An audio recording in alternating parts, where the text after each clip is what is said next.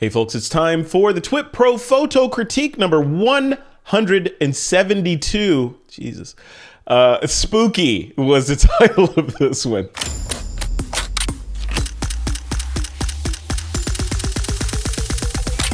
This is TWiP. Hey folks, welcome back to another TWiP Pro Photo Critique. This is critique number 172. Troy Miller is on the other side of California and is going to help me do this critique today. Troy, 172, man. What do you think?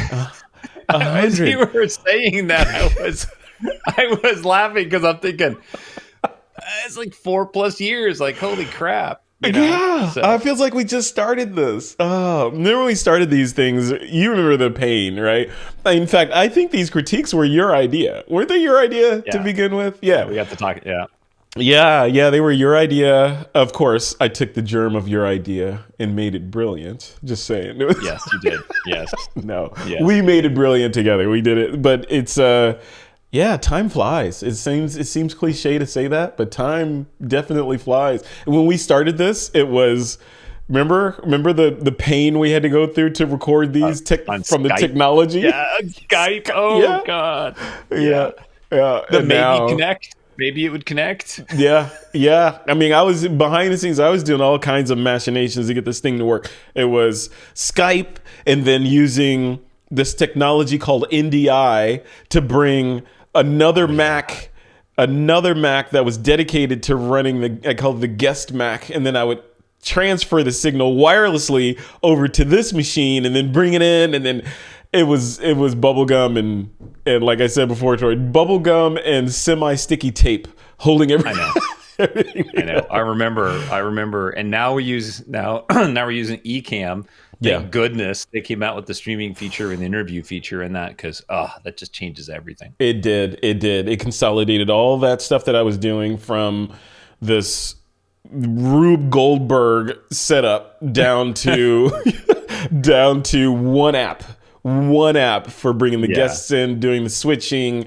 I could live stream it, everything. That's technology. That's why, that whole if it ain't broke, don't fix it thing doesn't work, because we're in a constant state of evolution and improvement, and here we are, right? I know, and all for you people, all because we love you, all for you guys, all for the community. It's all for the community.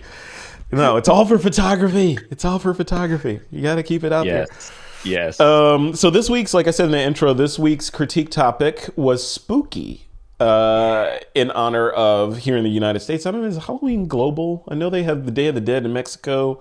Does the rest of the world celebrate Halloween, or is that a weird U.S. construct? I don't know. And what are we celebrating on Halloween? What besides the candy and the opportunity to dress up? Is it just that, or is I gotta look it up. Like, if you know, let us know in the comments. Like, why do we celebrate the Halloween, and what's the big importance, and does it just spring from the Day of the Dead from Mexico? I don't know. Who knows? I don't know. Somebody knows. Wikipedia knows. Yeah, my fingers are too lazy to type up the search query. All right, so let's dive in. We had a couple of people participated in this one. I'm gonna bring up TWiP Pro here, our little community, and the first one in. Last one in, first one up is Jim Peters, Natural Spook, Channel Islands National Park Headquarters Garden. Okay, let's take a look. Nice. Let's load this in. Mighty Networks. I love Joshua's comment that it looks like a sniper in a ghillie suit, because it totally does. Yes. It 100%. I didn't even think about that. Yeah, it 100% does look like that in a really well-made ghillie suit, right? Yeah. I guess that's what you're going for too, right? Like camouflage. Yeah. Definitely creepy. I love the arms. The scarecrow arms going up there. Mm-hmm. Yeah, that's good, and it's natural too. Yeah, I think for me that if I would take an image like this, I think I would take it further. I would drop in some darker clouds, and I might do some some toning or something or color grading to the image to get it even more spooky, right? Like maybe really dark and, black and white, or, maybe orange and black and clouds or a big moon in the background, something of that nature. Yep. Yeah.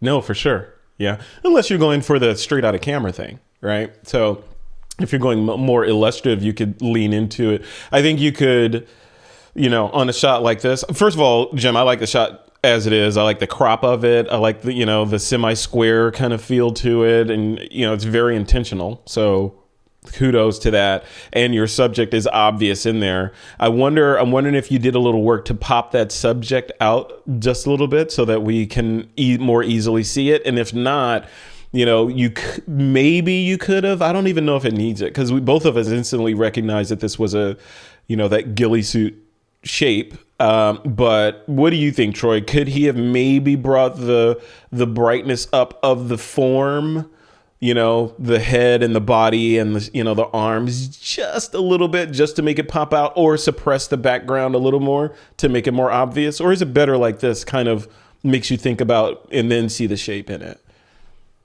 Yes, you can absolutely do that, and then separate the two, because the background is a completely different color than the foreground, which makes it really easy in almost any application to select that color range. And like I said, that's why I think I would color grade it, and I would tone it, and I would edit it to create more mood and more drama, and you do some dodging and burning to really bring out that shape. Burn down the non-figure in there a little bit more, take the sky even darker, drop some stuff in there. It's a good opportunity to play with Photoshop and drop sky replacement. Or this one's screaming for sky replacement, right? You could definitely put a sky. So easy. Yeah. Does Luminar have moons in its little library of objects that you can throw in there? It's got to have a moon in there. You could throw a moon in there. I don't know. Probably. Yeah, that'd be interesting. Kind of a moon, like a cloud of a cloud obscured moon back there a little bit, making it creepy, giving it a night little feel. Witch on a broom flying. Witch on a broom. Yeah, a little witch on a broom. Yeah. You could do that. That wouldn't be cliche at all. You could totally do that. Well, cool. All right. Well, Jim Peters, thank you very much for that shot. That is spooky for sure. Yeah, walking down the street at night and kind of catching this out of the corner of your eye, Troy, would you? Yeah.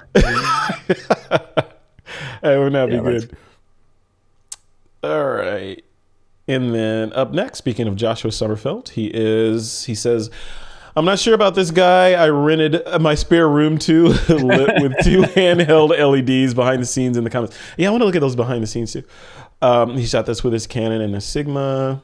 And I just want to see what else he said down here. 70 mil. Okay, so let's take a look at the shot first. Obviously, I know, Troy, you haven't seen the movie, but this is an homage to Stephen King's It, in which, what's the clown's name in It? I always forget his name. I don't know. I know of the movie, and I know of the reference to the balloon and everything, but to me, this isn't Pennywise. Pennywise is his name. Yeah. To me, this isn't creepy or spooky because I didn't watch the movie. So that doesn't come across to me.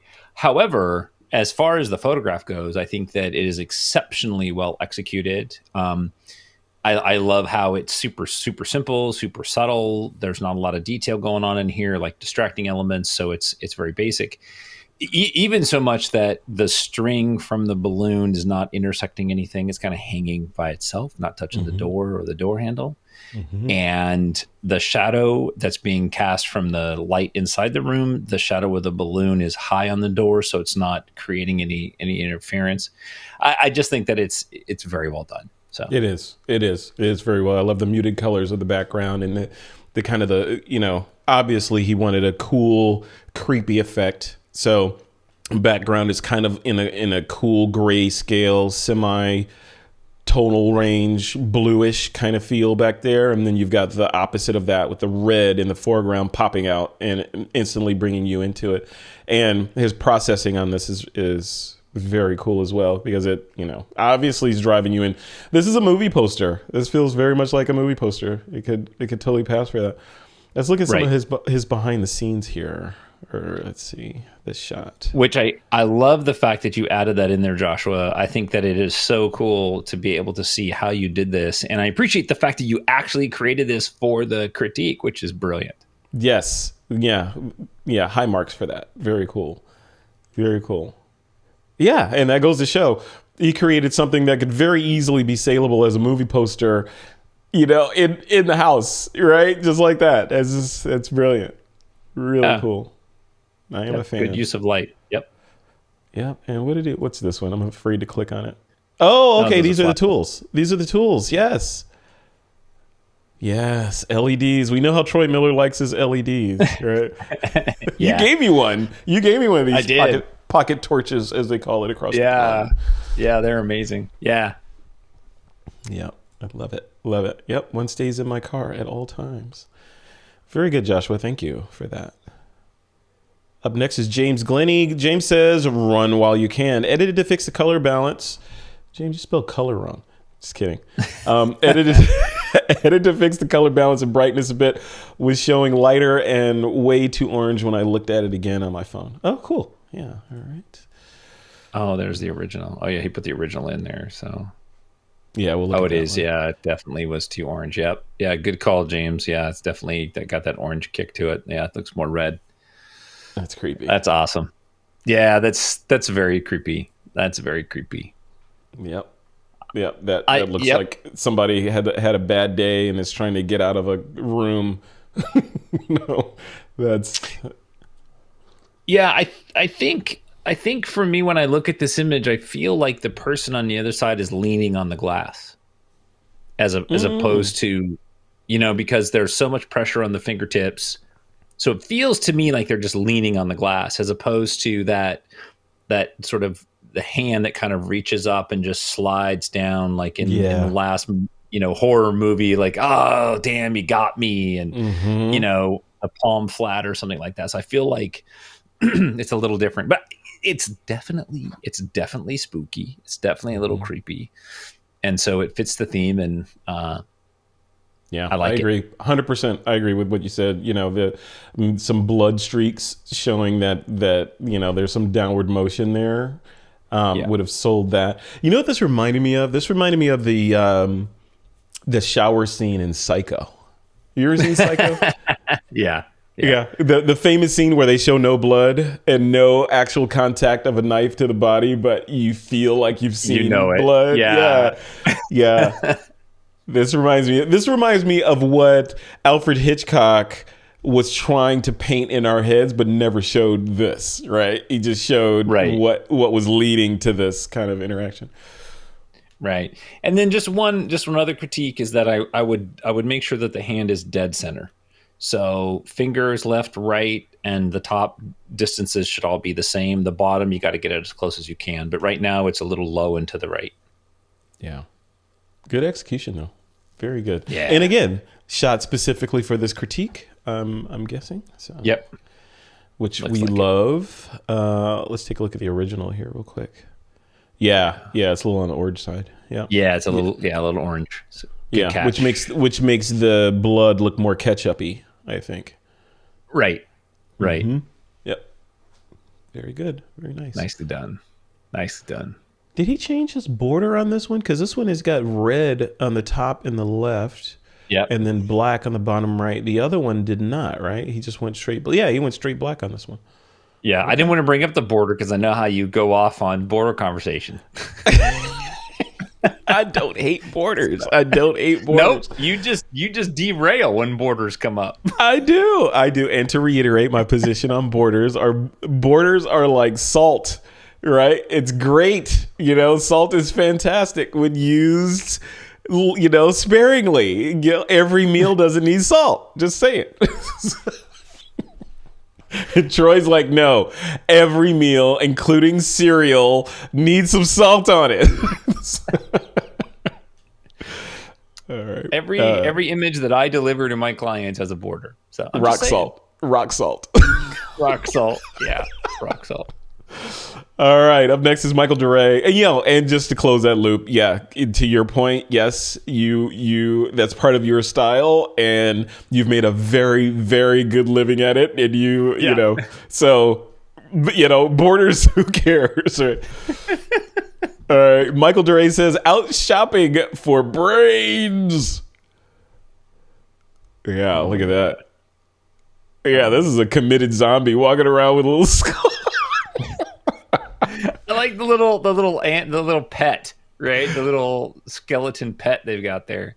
Yeah, that is crazy. And this zombie, like, what's with that perfectly pristine purse zombie? Like, that purse should be ratty and holy with body parts falling out of it. Yep. And Michael, this is nothing to do with you, right? Like, as much as I love this image, they didn't lean into the costume enough with that Apple Watch. I mean, on the right hand. Yes. Hey, zombies have places to be, and they're trying, even though there's probably no heartbeat to measure, they gotta. Yeah. It should have. Yeah, it kind of breaks that fourth wall, right? Like, oh, look at wait, that's like a really nice Apple Watch. Yeah. Maybe you're not actually a zombie after all. But people have to be normal before they become zombies, right? So she was a zombie, or she was a normal, high-powered executive, and then got taken over by zombies, and she never took the watch off. It's okay. You can work that into the story. If that's what you need. I mean, it's fun. This is a fun shot. What do you think of the processing? Because it looks like he pulled her out a little bit and pushed the background back a little bit to make her pop out. I'm not a fan of the cars back there that much, but they don't. Considering the context, this is a zombie on the street. They're going to be cars, so maybe. I don't know. What do you think? Right. No, I think it's exceptionally well done. It looks to me like the background was definitely pushed down quite a bit, and so naturally I start looking for masking errors, and I found some more. Damn, sorry, Michael, I thought I didn't find any, but I did. So pushing the background down was absolutely the right thing to do, and I think it made this image really, really work. If you zoom in above her hat on the hood of the car, the van in the background, I can see there's a whole bunch of brushstrokes back there. Yeah, right in that area. Yeah.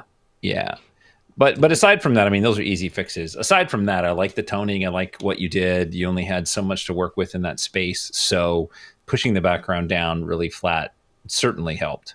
So, what's interesting? I wonder what would, speaking of technology and leaning forward into, sort of things getting better and iterative over time.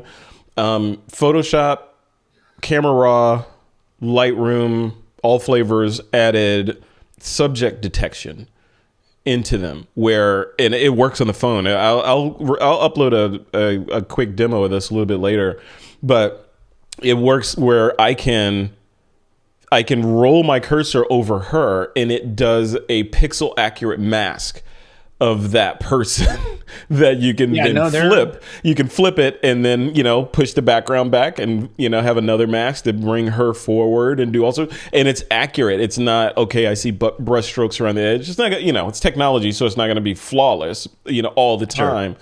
But it gets better than what I could do, in just a click of a mouse. So that's, in a situation like this, it's almost purpose built for this kind of situation where it would just instantly detect this subject and give you a perfect mask of this subject that you could then work on bringing her out and then make another mask and push the background back and or blur it or do whatever you want to do to it. So right, absolutely. And just a tip for anybody doing any compositing: do your edits on a separate layer, and then when you think you've done it, turn that layer. Just sit there and click it, turn it on and off.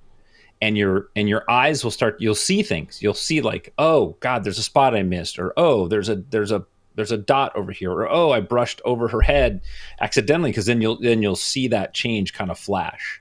Mm-hmm. So yeah, do the work on a layer, and then just when you're all done, just flick it on and off a couple times while you're looking at the image, and that'll help you find stuff for sure. Yeah, I like it. But this is great. I mean, I love the shot. I love the edit. You did a great job, Michael. Go in there and fix some of those Photoshop-y things. Mm-hmm. Yep. Fun. Brains. All right. Is that it? No. Nora Znotinas. There is a cold wind blowing. Now, this is exceptionally creepy. So, Yeah. this, if you pull up in your driveway and you see this flash in the window in your house and then go away, would you go in the house after that? No, but I would stop and take a picture of it from the far, far away street. Yeah. That is good. That is very scary. This is one of those, if I was a kid and I saw this in a house walking home from school, I would never take that route again. I would go all the way around to avoid this house. Yeah.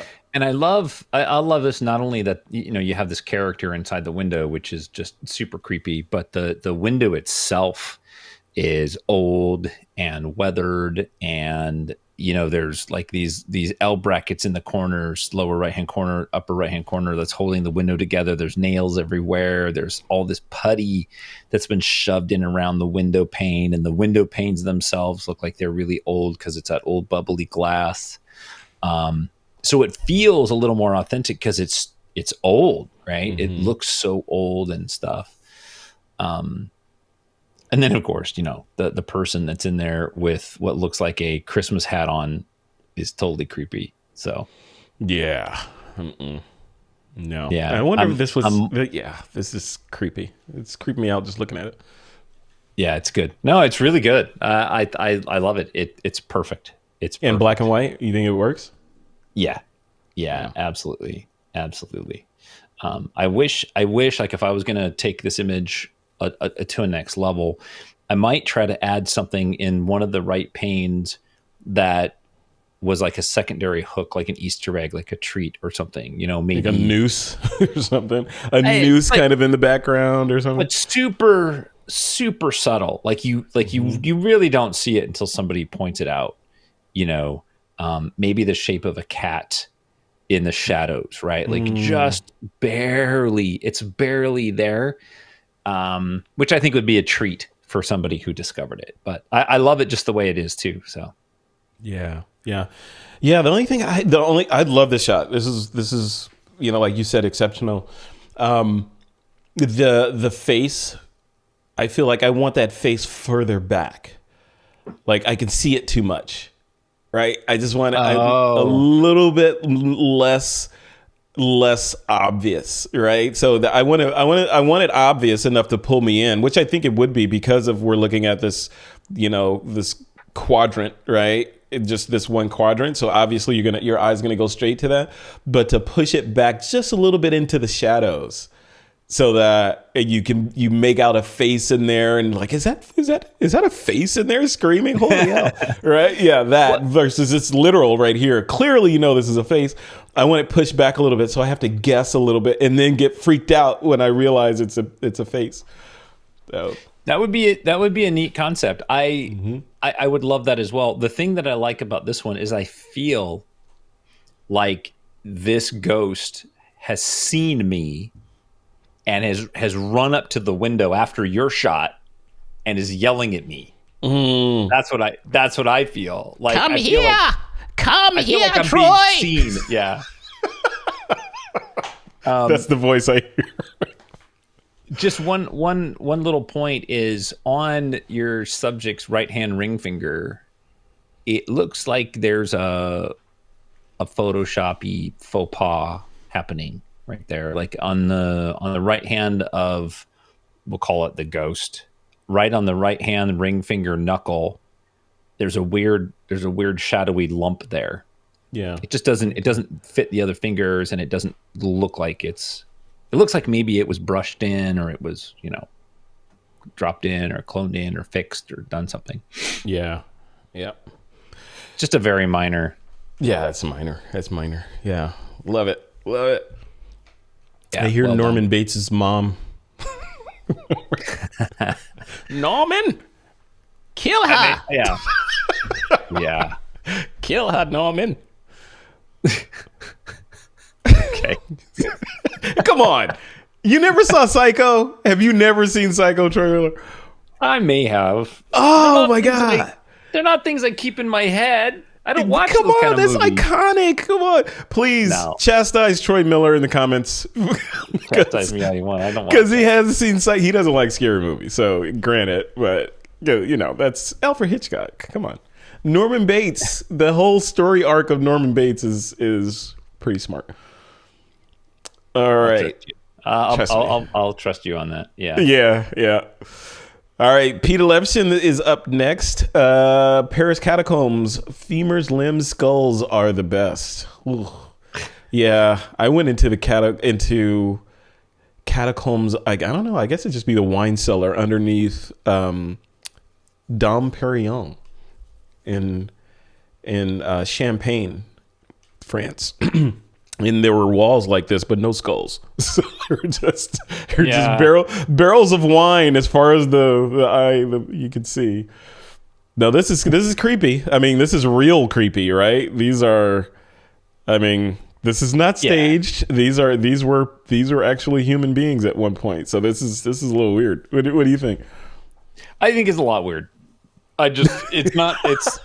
It's a lot weird. Like, look, let's face it. Like, it's hit the creepy factor because I don't even like looking at it now. Yeah. It's just knowing that we will all be this at some point. Well, I hope not. I don't want to be built into a wall for somebody's entertainment. I don't know that that's where I want to go. Yeah, true. I do like the shot. I do think that it looks good in the color toning that it's in. I like the composition where the row of skulls are slightly above dead center. So I think that that's great. Compositionally, focus, everything. It's there. It's all there. Just the mere fact that it's a photograph of, people a long time ago. It's weird. It's just too weird. Yeah, it's definitely creepy. Only appropriate during 1 month of the year.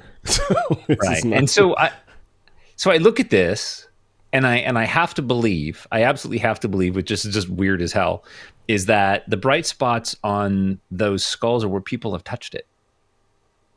Right? Just like on a handrail or a statue or something, right? People touch it. Like that's what I'm thinking, right? Like it's even creepier. Yuck. Yeah, but hey, turns out we all have one of these inside of us. So most of us, So, some of us have two. Some of us, or more. Some of us have none. All right, yeah. Peter Levson, nice job, Peter. Definitely creepy. Yeah, you're scaring people, and that was last week. Extra creepy. So, what do you think? What are your thoughts? I love favorites. Nora's. I love Nora's. I really do. What an amazing image. Yeah. And I would love to know more about how this is made because I have a feeling that there's some compositing that's been happening inside this image. I'm just guessing at how it looks through the glass. I don't know. It just not all of it looks like it's all behind glass. So I got to know. But because I can't tell means it's done very well, which I'm excited about. Yeah. Yeah. And I got to give a nod to this one too. To Joshua's? Yeah, they're all good, but this one that's I like simple, and that's very simple and to the point, and again, you'd have to be familiar with Stephen King's It movies to get this and the creepiness factor of it, but I dig it. I love the simplicity of it and the effort that he went through to put it together. Should not go absolutely. Yeah, that's crazy. It's good stuff. Yeah, big good stuff. Yeah, I love it. Yep, but Nora, you and your crazy face in the window. Yeah, that's some good stuff right there. Yeah, that's creepy. Maybe a balloon over here from Joshua. No balloon. Gosh. Maybe at the next mixer, we can have Nora tell us a little bit about that image. Maybe that's what we should start doing for all the mixers is whatever image we pick, maybe that person should talk about it for a little bit. I dig that. Yeah. I'm in. Yeah. I'm in. Nora, be prepared to tell us why this image just decided exists. That's how policy gets made. Yeah, come on. It went through Congress and now it's law. So easy. It's done. I look over at Frederick. So what do you think? Should we do that? Yeah. Frederick's like, yeah, we should do that. Yeah, what the hell? Done. Let's do it. Makes sense. All right. Well, cool. Congratulations, Nora Znotinas, for sharing this week's favorite shot, and Joshua, well, everybody, Joshua, for the effort in that Pennywise shot. That was really cool. You know, yesterday as we record this was Halloween, and we're out in the neighborhood, and someone had done a Pennywise kind of installation in one of the sewer grates, right? They had put a flat black pole with a red balloon on top of it with a little painted string down, so it would just stay there, right? And there's a balloon, and then they use some sort of clamp to clamp it to the drain. So as you're walking by, you just see a balloon floating there and not moving for some reason. That was creepy. That's clever. Good for them. That's clever. Yeah. There were lots of Pennywise out there. You know who I didn't see much of? Granted, I didn't go to the whole neighborhood, or we didn't. I didn't see Squid Game. I thought we were going to see lots of Squid Game outfits out. I didn't see not one. Yeah, not one Squid Game. Interesting. Cool. All right. Next week is week after next. It's critique number 173. We will be recording that on the 15th of November, Monday. What's our topic for that one, Troy Miller? Open. We're going to go open. Open. With some caveats. What's our caveat on there? Recently created. Yes. So recently created open. That means don't be harvesting your Lightroom or whatever catalog from 1945 to share an image and get it critiqued. Right. Shoot something. That's the whole point of these, to get you out shooting and, get some good feedback on your skills of today and what you think, and kind of to stoke the fire of your creativity to create something. Right. So, let's do that. So yeah, that'll be 173 open to be recorded on the 15th of November, 2021. All right, we'll leave it right there. Troy Miller, any final parting thoughts you want to share with the crew and the community before we end this one? Be safe, be a good human, and enjoy, the holidays coming. Get out and stay safe, right? But visit the family when you can. Everybody, be good. Masks, vaccines, stuff like that. Yep, and I will add to that. I echo that: masks, vaccines, be safe, all that stuff. But also, to quote a famous prophet, walk slow and read. Walk slow and read. I've been doing that. That's a Troy Miller saying, by the way. Walk slow and read. I admittedly have not been reading a lot lately, and then I just started up a couple days ago, just reading physical books, not on the iPad, actual real books. And it's a palate cleanser. What's that? What do you got? Oh, look at that. Celtic Wisdom. You are reading real stuff. Look at you. We need a book club. That's my current read. We need a book club inside the community. We should do that. Yeah. Interesting. All right, we'll leave it right there. Thank you, Troy Miller. You have a good week and a good rest of your day. And everyone in the community, we will see you. Hopefully, we'll see most of you or a lot of you on Friday for our weekly member mixer. If you're not a member of the community, become a member of the community. You can hang out with us and submit photos for these critiques and all kinds of cool stuff. Yeah. All right, buddy. We'll leave it right there. Take care, Troy. All right. Take care, man. Bye. Peace.